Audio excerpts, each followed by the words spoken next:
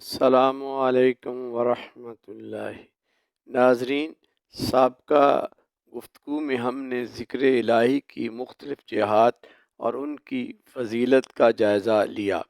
تو آئیے یہ بھی جان لیں اس ذکر کرنے والوں کو اجر و ثمرات کیا ملتے ہیں، اور مجلس ذکر الہی کی فضیلت و برکات کیا ہیں۔ موضوع گفتگو ہے مجلس ذکر الہی میں شامل ہر شخص کی مغفرت یقینی ہے۔ ارشاد باری تعالی ہے، وَاذْكُرُوا اللَّهَ كَثِيرًا لَعَلَّكُمْ تُفْلِحُونَ، اور اللہ کو کثرت سے یاد کیا کرو تاکہ فلاح پاؤ۔ ذکر الہی کرنے کی خیر و برکات تو اس قدر ہیں کہ نبی رحمت صلی اللہ علیہ وسلم نے ارشاد فرمایا، جب بھی کوئی قوم اللہ کا ذکر کرنے جمع ہوتی ہے تو اس مجلس ذکر میں شامل ہر شخص چار حالتوں سے خالی نہیں رہتا۔ ایک، اللہ رب العزت کے رحمت کے فرشتے ان کے سروں پر اپنے پروں کی چادر تان لیتے ہیں، اور دوسرا یہ کہ ذکر کرنے والے اللہ کی رحمت کی آغوش میں بیٹھے ہوتے ہیں، اور آنے والے ہر شخص کے دل پر سکون و اطمینان نازل ہوتا ہے۔ اور چوتھا انعام یہ کہ اللہ کے ذکر میں شامل ہر شخص کا ذکر اللہ رب العزت اپنی بارگاہ کے حاضرین سے اپنی شایان شان خود فرماتے ہیں، جس کی گواہی خود قرآن نے دی ہے۔ فَاذْكُرُونِي أَذْكُرْكُمْ، سو تم مجھے یاد کیا کرو، میں تمہیں یاد رکھوں گا۔ اب ہمارا پکارنا، یاد کرنا ہماری حیثیت و ضرورت کے مطابق ہے کہ ہم اپنی طلب و خواہشات کو مد نظر رکھ کے پکارتے ہیں، مگر جب وہ خالق اور رازق یاد کرتا ہے تو اپنی مخلوق کو اپنی عطاؤں اور نوازشوں میں یاد رکھتا ہے، اور بندے کی طلب کو اس کی کیفیت دل سے جان لیتا ہے، اور اپنے انعامات کی بارش اس کی توقعات سے بڑھ کر فرماتا ہے۔ اور مجلس ذکر میں نہ صرف ذکر کرنے والوں پر بلکہ ان کے ساتھ صرف خاموش بیٹھ کر ذکر الہی سننے والا بھی اللہ کے فضل کا حقدار بن جاتا ہے۔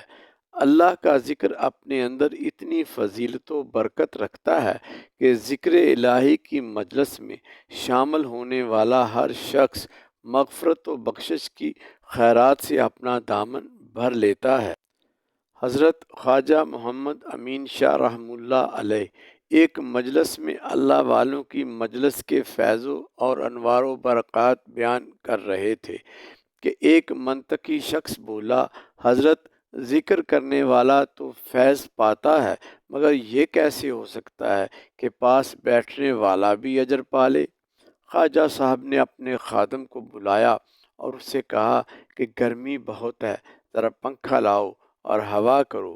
جب وہ ہوا کر رہا تھا تو حضرت نے اسی بندے سے جس نے سوال کیا تھا پوچھا، میاں ہوا آ رہی ہے؟ وہ کہنے لگا، جی حضرت آ رہی ہے۔ پھر خواجہ صاحب نے فرمایا، ایک بندہ جو صرف مجھے ہوا کر رہا ہے، اس کے فیض سے تم پاس بیٹھنے والے بھی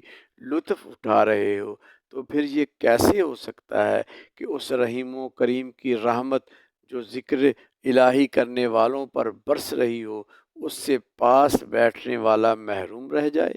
تو یوں بات سمجھائی کہ اللہ والوں کی سنگت اختیار کرنے والا بھی وہاں برسنے والے انوار و برکات سے اپنا دامن ضرور بھر لیتا ہے۔ قرآن میں اصحاب کہف کا واقعہ دیگر بہت سے اسرار و رموز کے ساتھ صحبت کے فیضان پر بھی گواہ ہے کہ صالحین و متقین کی قربت اختیار کرنے والا انسان تو انسان، ایک نجس جانور کتا بھی ہو تو محروم نہیں رہتا، بلکہ وَقَلْبُهُمْ بَاسِطٌ ذِرَاعَيْهِ بِالْوَسِيدِ، اس کا ذکر قرآن کریم کی آیات بن جاتا ہے۔ اور امام ابن کثیر رحمہ اللہ علیہ ان مذکور واقعہ کی آیت کی تفسیر بیان کرتے ہوئے کہتے ہیں کہ ان اصحاب کہف کا کتا بھی اس برکت میں شامل ہوا۔ اس حالت میں کہ انہیں جو نیند آئی اس کتے کو بھی اسی طرح نیند حاصل ہوئی، اور اچھے لوگوں کی صحبت کا یہی فائدہ ہے، جس کی بنا پر اس کتے کا بھی ان لوگوں کے ساتھ ذکر اور شان و مقام ہوا، یعنی صحبت صالح ترا صالح کند، صحبت تالے ترا تالے کند۔ متفق علیہ روایت حدیث ہے کہ دنیا میں جہاں کہیں بھی ذکر الہی کی محفل جاری ہوتی ہے، وہاں اللہ کے فرشتے جو اسی تلاش میں رہتے ہیں حاضر ہوتے ہیں اور اس مجلس کو اپنے پروں سے ڈھانپ لیتے ہیں، یہاں تک کہ زمین سے لے کر آسمان دنیا کے درمیان کا خلا بھر جاتا ہے۔ محفل کے اختتام پر بارگاہ عزتی میں حاضر ہوتے ہیں تو اللہ تبارک و تعالی ان سے پوچھتا ہے، حالانکہ وہ بخوبی ہر شے کو جانتا ہے، کہ تم کہاں سے آئے ہو؟ تو فرشتے عرض کرتے ہیں، مولا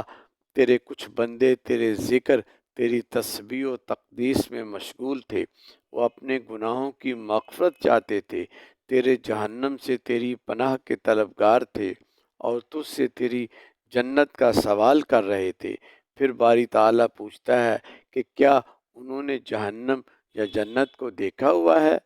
فرشتے عرض کرتے ہیں کہ نہیں مولا، جہنم کو دیکھا تو نہیں، لیکن اگر وہ دیکھ لیتے تو اور زیادہ خوف سے تیری پناہ چاہتے، اور اگر جنت کو دیکھ لیتے تو اور بھی شدت سے اس کی طلب کرتے۔ پھر اللہ تعالیٰ فرمائے گا کہ فرشتوں تم گواہ رہنا، میں نے ان سب کی بخشش کر دی، اور انہوں نے جو مانگا میں نے انہیں عطا کر دیا۔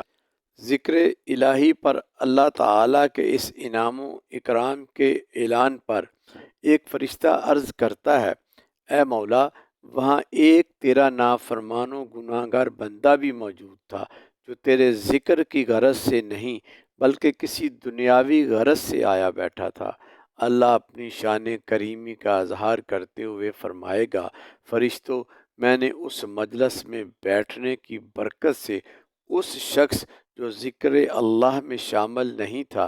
کو بھی بخش دیا۔ یہاں غور طلب ہے کہ اعمال کے اجر کا دار و مدار نیات پر ہے، تو پھر اس مجلس میں ذکر الہی کی نیت کے بغیر اور ذکر الہی کا عمل کیے بغیر اس بندے کی بخشش کیسے ہو گئی؟ معلوم ہوا اللہ کا ذکر کرنے والوں کی صحبت میں بیٹھنے والا بھی ان کے فیض سے کسی صورت محروم نہیں رہتا، اور اللہ والوں کی صحبت و سنگت اختیار کرنے والا ہر صورت مغفرت و بخشش کا اجر پا لیتا ہے۔ اسی صورتحال پر غلام فرید نے کیا خوب کہا ہے، اٹھ فریدا ستیا تے میلا ویکھن جا، مت کوئی مل جاوے بخشیا تے تم ہی بخشیا جا۔ اللہ ہمیں اپنے ذکر سے وابستہ رکھے اور اسی ذکر پر خاتمہ فرمائے، آمین یا رب العالمین، بجاہ النبی الکریم۔